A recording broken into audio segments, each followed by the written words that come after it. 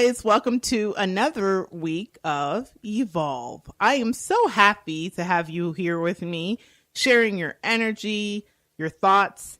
Thank you for your feedback.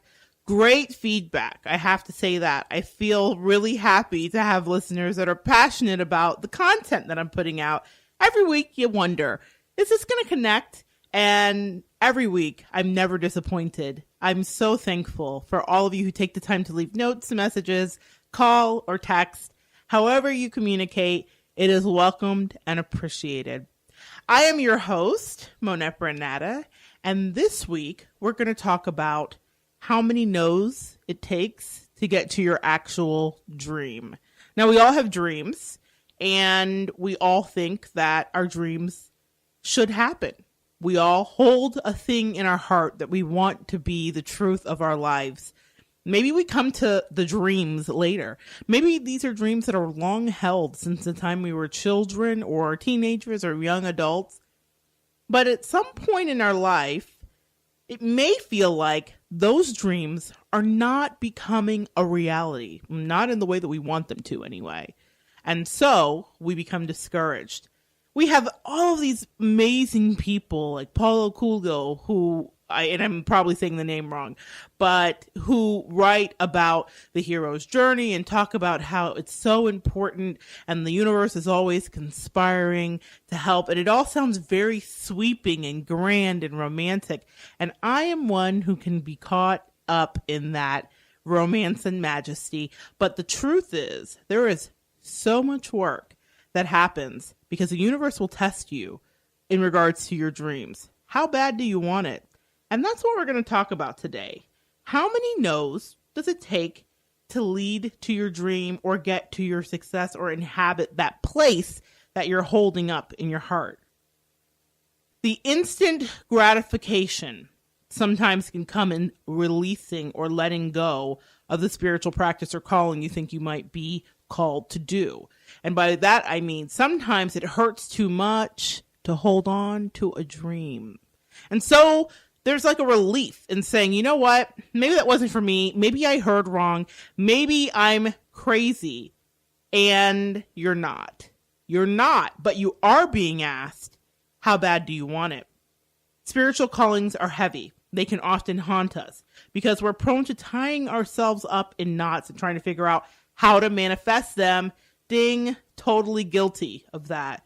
There's a great strain that you can place on your psyche as we try to accomplish certain things. We forget that it's not for us to accomplish, but for the universe to accomplish.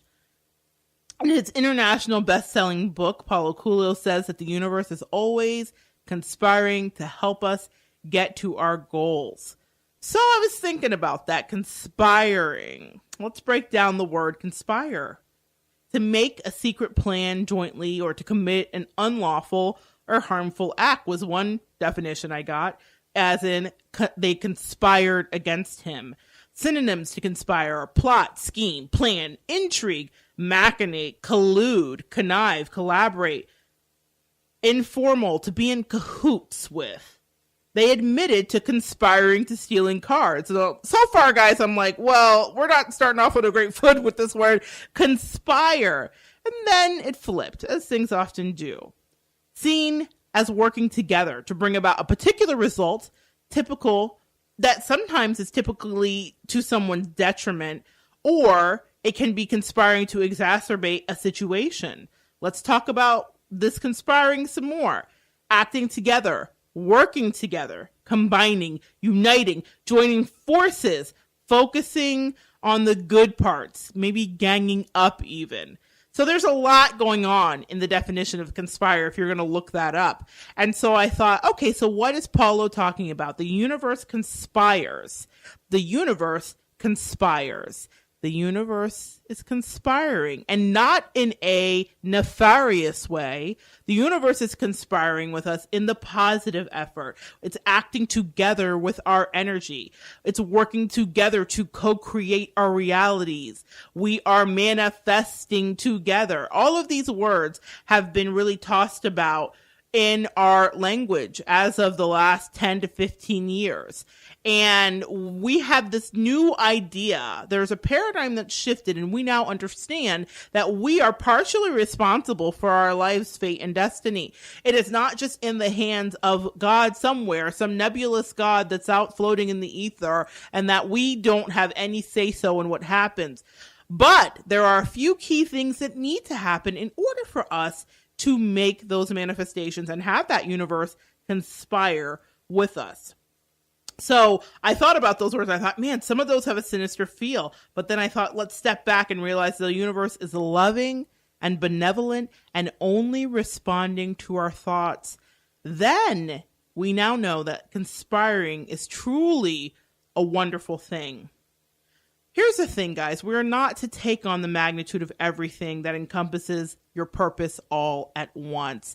Some of us might get a glimmer of what the dream is or what we're supposed to do, and we think, I've got to now run off into that direction. I've got to make that happening. I myself am a pusher. I'm a bit of an achiever and an overachiever, and that's not a good thing. I'm not bragging on myself. It is exhausting because I think, well, you've got to do this thing, and now you've got to move the ball forward, and now you've got to move the ball forward, and only you can do it. And I micromanage my life. I was speaking with a great friend last week who was telling me about my sign in feng shui and that I'm a metal monkey. And that means that I'm in my head a lot, okay? That means that I'm processing and analyzing a lot. So when I have a goal in mind, I am turning it over and over and over, and I am thinking it has to happen right now. And so many of us, we all have that feeling, why am I not whoever the person we idolize is right now? If we have a person who's a fantastic photographer, we may think, why am I not Annie Leibovitz right now? Or, whomever. So I want you guys to really think about the fact that sometimes it's okay to slow down and to know that you must try other avenues as you're getting to your path. Our egos will trick us into believing that you're happier going in different directions and that they may fulfill you. How many of us, I remember talking to a guest just a couple weeks ago who was in corporate America and left and went into the plant world and holistic healing and medicine. So her ego told her all that money was nice, but her heart told her, I need something else and something that's more fulfilling. So sometimes our egos are tricky. I mean, sometimes our egos are always tricking us to kind of not be our best selves. That's the whole point of the ego. And so some of the things that you may be diverted to will resonate and you'll feel like you have a genuine interest or passion. And you may have a great talent or gift for a certain direction that you're going. But usually, and here's a kicker, guys, these things do not work out. So you may have the perfect job, you think, well, this is what I'll do because it's good money, like our guest a few weeks ago who really enjoyed what she was doing. But what happened was it just doesn't resonate with your spirit, because if you are called to do something differently, and I don't just mean all spiritual calling. So this isn't just all like, granola and grape nuts here where it's just like all magical things. I'm talking about if you're called to do another job, you want to be a photographer, but you're working in corporate America, or let's say you want to open a doggy daycare, but you are a nurse. Everybody can shift and transform from where you are, and it doesn't have to be a spiritual place that you are going. And the irony of that is that when you are transforming or transitioning into that new spiritual or that new place, often it's because your spirit is calling you. But I don't want you to think that it's going to come with this mantle of like, oh, I'm being called to go over here and I'm a magical, it's not that. It is more about what is going to fulfill you in your life. So even though you may be in a profession, it's so important that our quality of life is always being raised and that we are feeling fulfilled where we are. So there is a force that will let you know that you are guided. And for me and so many others, there were doors that I really wanted to go through that were locked. There were times when I thought, well, I've got all the right stuff for this new thing, or why isn't it me? And when I surrendered to who I was and where I was called, that's when the doors really started to open up. And I'll talk about that a little bit later. But it didn't always it wasn't easy for me. I even recall a moment in my life where I knew that I was supposed to do these readings and I knew that I was supposed to work with clients. And I thought it's not really happening for me in the way that I wanted it to. I literally had gone bar to bar, restaurant to restaurant, and door to door, and even gotten a few gigs where I was working at like hookah shops and things like that, doing readings for people, but they would just never last. And I would say, well, I'm spiritually called.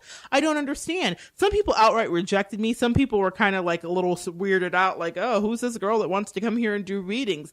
Some people just said no. Some people let it happen for a little bit, but it just never worked. And that was not the way that I was supposed to be doing it. But Lord knows that I tried.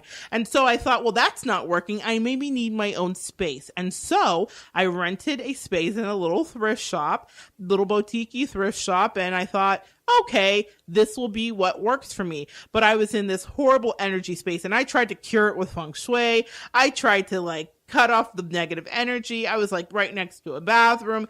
It was a mess. My friend would tell me it was a mess in that regard. And there was a person in front of me and it was just, our energy didn't vibrate and she was like piling more stuff. And I just thought I had created this little like cute place to sit.